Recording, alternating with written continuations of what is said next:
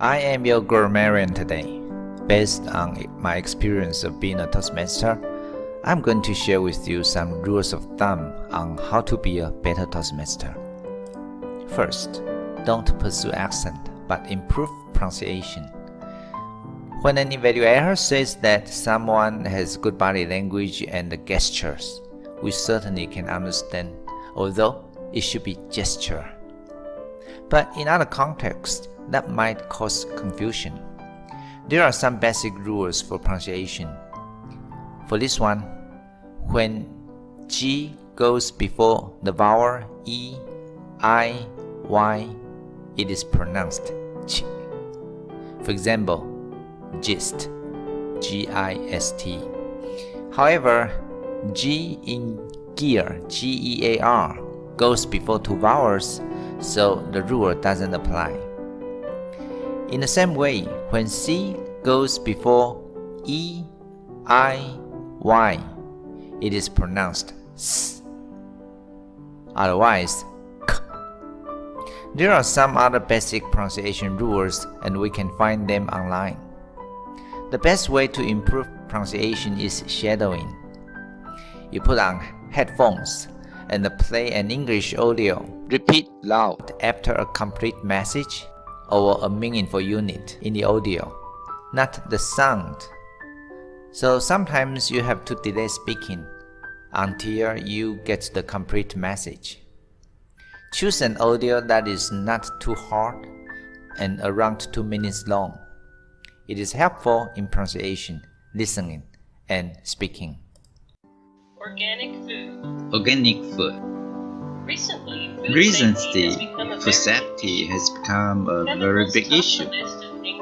Chemicals top the list of things to look out for.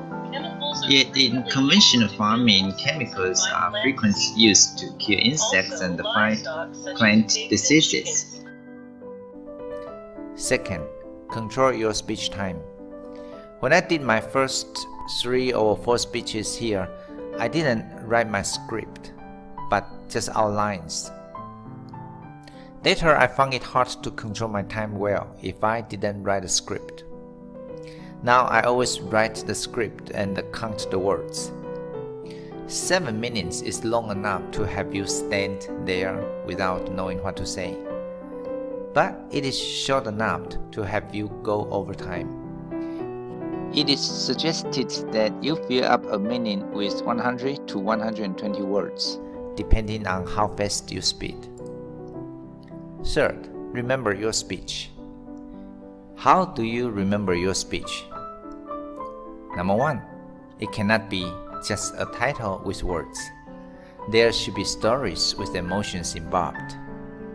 With the emotional involvement, we can better remember what we want to say, with right body language and expressions.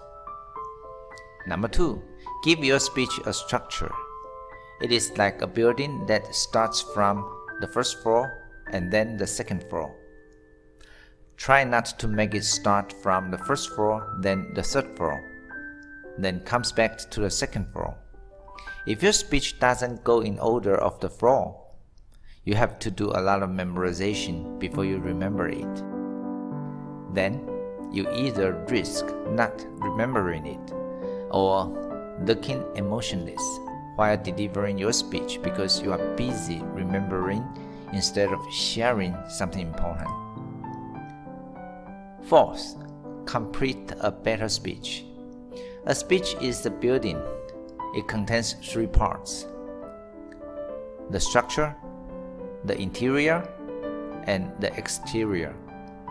The structure includes grammar and the speech organization. If your grammar is not good, it is hard for the audience to receive information clearly. It is like a 100-piece jigsaw puzzle in which 10 pieces are missing. The best way to improve grammar is to read well grammatically organized articles. Pay attention to how sentences are organized. Find questions, and consult someone who knows the answers. The interior is the content. If you have a good story to tell, then you will find that your audience dance with your tempo and move with your story. The exterior comes last. It is the body language, props, cool words, etc. They are important, but they come last after good grammar and good content.